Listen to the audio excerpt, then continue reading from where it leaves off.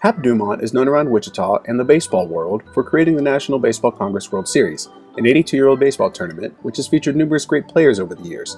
But many don't know about how much Hap's influences impacted the city of Wichita and the future of baseball. With his innovative thinking, Hap was ahead of his time. He was revolutionary and evolutionary. Hap Dumont was as good as there was when it came to selling the sizzle, not the steak. From helping break racial barriers to implementing inventive ideas that are still used today, we'll explore Hap's impact within and beyond the sport to see why he was once described as baseball's man in motion. He was always on the go. I mean, he was always thinking, and he was always meeting with people and talking with people, sharing ideas, and trying to get people to believe in his vision and what he wanted to do. And so a great promoter of the game, and certainly of the ideas that he came up with. When you talk about being in motion, he was everywhere. He was taking trips around the country to talk to people. He was everywhere here in town, meeting with business leaders, and so he was just out there. But then also another aspect of it, being in motion was the fact of the things that he came up with. From the compressed air duster at home plate, to the microphone for the umpires, to establishing the 20 and 90 clock, and and there's more out there. He had a glow ball at one time, and there's a lot of things that they came up with. There's some things that didn't work out so well, and some things that we still use in today's NBC World Series. One small thing that you'll notice is that we have striped bases. The red, white, and blue striped bases. That was a long time ago. That's something you would see if you went to a circus. Okay, well, we have it in our NBC World Series today, and it's just little things like that. That's great that we are still able to play the game. Well, he's an innovator. I mean, he was always thinking about the game, how to make the game better, how to make the game more entertaining. Hap did things like change the color of a baseball to orange, glow balls to try to entice baseball, make it different, bring it along, make it more fun to watch. Colored bases, striped bases with coloring at one point. Hap was a man in motion, always looking for a better thing to make baseball more entertaining for the masses. And that's part of the way he is described, as a man in motion, always looking for that next thing to make baseball better.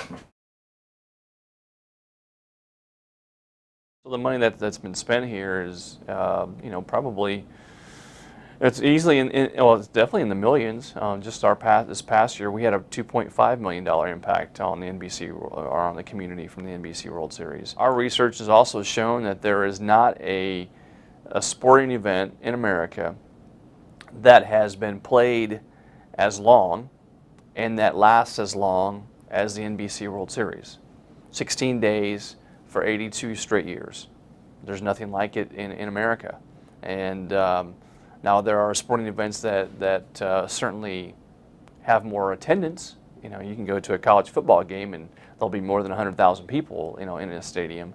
But as far as the duration of an event and the time that it takes for that event to take place, nothing touches us. And so that right there is something that we try to, you'll see from us in the future to promote even more and more that this is a Wichita tradition unlike any other in the country.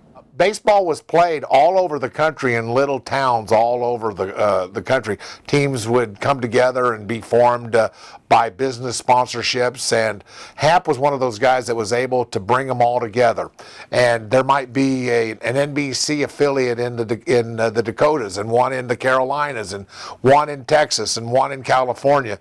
And Hap put a whole nother segment of baseball viability together in smaller towns across the country, and gave another whole outlet for baseball players to play, for fans to be able to go to games. Not everybody could go to Cleveland or go to New York or go to wherever it was a baseball franchise was. It might be hundreds of miles away. But Hap gave and was instrumental in giving people a chance to go watch baseball just a few blocks away in the town in which they lived. So he was instrumental all over the country in bringing baseball to the masses. He gave baseball players hope. if you're a baseball player who maybe wasn't seen by a scout, didn't get picked up, didn't get signed, maybe you were released by a professional organization, and the NBC, at the time, the way that it's set up and the time of the year that it's played, it gives scouts an opportunity to come in here and look at a player that maybe is a year or two away from being drafted, but certainly years ago. But it also gives players an opportunity to be seen and get signed. We've used the term, this is where the future stars can come to be seen. So that's probably another aspect of it right there, is just the fact that what we've given baseball at an amateur level or a semi-professional level is unlike any other event in the country. He had this idea about starting a baseball tournament, a yearly baseball tournament, but that took money.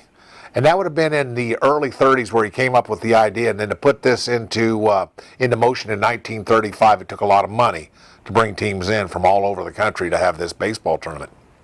You need a hook. Hap knew he needed to have something that would bring people to the stadium, that they would be willing to pay money to come and watch some team play. And he decided that he would make an offer to a team out of North Dakota, Bismarck, North Dakota, as a matter of fact, and he would make an offer of $1,000. Come play in our tournament. We'll pay you $1,000. He says, I'll pay you $1,000 to bring your team from Bismarck and come here to Wichita and play in the national tournament. And if you take $1,000 and turn that into today's money, that's $17,000, $18,000. At that time, they had one of the best pitchers in all of baseball, in the history of baseball, a guy by the name of Satchel Paige. Satchel was a big name player, but he was someone who wasn't allowed to play in the major leagues at the time. And Hap, being the person that he was open to however we can get some people out to get butts in the seats, and which is a term we still use today. For $1,000, this team would come play in the tournament. One catch, Hap didn't have $1,000, but he promised them $1,000 if they would come and play. And fortunately for Wichita, and fortunately for Hap, the tournament was a success, and he was able to pay Bismarck $1,000 to come play in this tournament. Bismarck also won the 1935 championship, was the first winner of the NBC tournament with Satchel Paige. But it was all on the come. It was all, I'll pay you when you get here sort of thing. And Hap was hoping that he would make enough money to be able to pay that team that fee, and he did, and the rest is history. Hap was one of those guys who didn't see white, didn't see black. He saw baseball players. That's who he saw. And he was very famous for having some of the great African Americans in the game of baseball come to play in Wichita. A year later, in 1936, Buck O'Neill, who was the first black manager or a coach in the majors, played for the Denver White Elephants, and they came to play in the tournament. Hap Dumont did not see color when it came to baseball players. He only saw baseball players. With our Hap Dumont Youth Baseball that was established in the 1970s, it gave kids an opportunity to someday have the opportunity to play in the big boys tournament. What he established and what he started is still going today is certainly a testament in itself. Kids around this part wanted to grow up and play in the NBC. Kids that wanted to play college baseball and get to the majors. That was part of what you did.